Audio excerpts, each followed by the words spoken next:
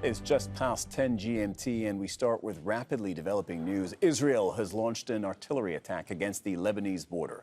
This comes just a day after the Israeli army concluded its biggest assault on Jenin in the occupied West Bank in 20 years. This attack on Lebanon happened near the town of Kfar Chouba in response, it says, to earlier rocket attacks from the area. Its military had initially said that they were carrying out a routine mine explosion. Israel and Lebanon are still technically at war, with United Nations peacekeepers stationed at their border. We'll have reaction from West Jerusalem in a short while. First, though, let's go live to Zeina Khodr in Beirut. Zeina, fill in the details of what happened and any information you might have on why it happened. Well, at the moment, there is a cautious calm. It was yet another cross-border fire incident. We've seen this happen quite often, really, in the past few months. It has now been contained, the Israeli army saying that it shelled the area from which a rocket was launched from southern Lebanon into Israel. Yet there is still no confirmation from Lebanon, whether from the army, whether from the United Nations, about that rocket attack. Both sides really have been careful not to risk a major flare-up. So when Israel strikes back, they strike back in open areas. When rockets are launched from Lebanon, they avoid casualties, because both sides really have a lot to lose if there is a major escalation. But clearly, this is a message. If you just look at the timing, Hezbollah has made it clear, the Lebanese group, the armed group that has fought with Israel in the past, it has made it clear time and time again that Israel is facing a unified front. The so-called resistance axis, the players of this resistance axis, whether it is Hamas in Gaza, Hezbollah in Lebanon, other groups in Syria, that if there is an attack against one group or one front, then all fronts will open. A few days ago, we saw Israel launch that major attack against Jenin in the West Bank. A day or two later, we saw that ramming and stabbing attack in Jerusalem. And then we saw a rocket being fired from northern Gaza into southern Israel. And then the rocket that was fired from southern Lebanon into Israel. So there's a new military calculus, a new military strategy. And that is the message that is being sent to Israel today. Zeina Khodr reporting from Beirut. Thank you very much. Let's go to Imran Khan, who's in West Jerusalem. Imran, pretty much the same question to you, which is, based on your information, what happened, and also, what's the Israeli explanation for why it happened? Well, there was some confusion, actually, when the incident first took place. Initial media reports, initial reports from the army suggested that it was a rocket that was fired. Then that was quickly denied by the Israeli army, speaking to Israeli army radio. They said, actually, these are just minefields that an unexploded mine may have just exploded. But then the Israeli army went down to the scene. They issued a statement. It's worth reading you a little bit of it.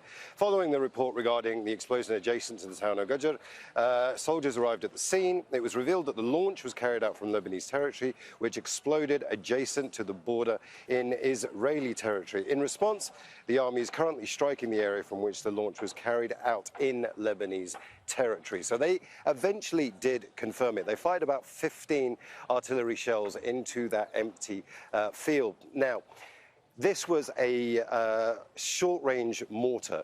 Not very powerful, and likely to be much more of a message than trying to strike anything. Now, these things, as we've seen in Gaza and in other places, they're incredibly easy to do. It doesn't require a huge amount of manpower, 2 people tops.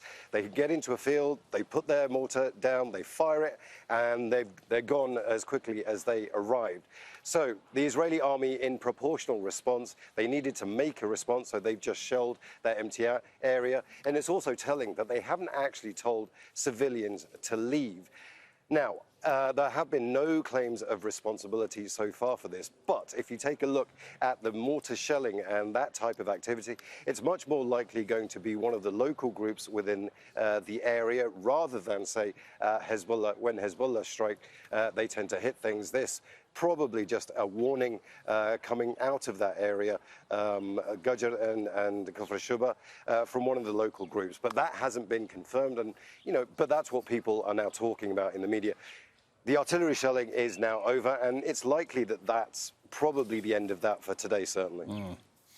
Imran Khan, thank you for the information. Thank you for the context as well. Imran Khan reporting from West Jerusalem. Let's go to Elias Farhat. You are a military analyst, a former Lebanese army general, and you're joining us now from Beirut. We appreciate your time. Thanks for joining us on the program. What do you make of what happened, this artillery shelling by Israel? This shelling by Israel comes as a response on what's so-called a rocket or a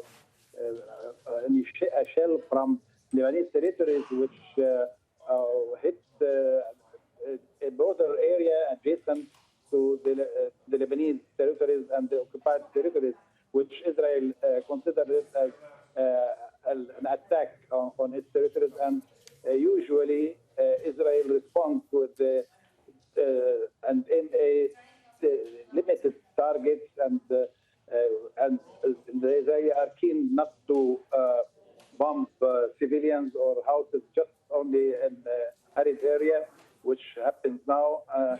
So I think that the rules of engagement are really abided good by Israel and Hezbollah as well, because this conflict is only in this area, is restricted on this area only, and it didn't expand south or west or east the area.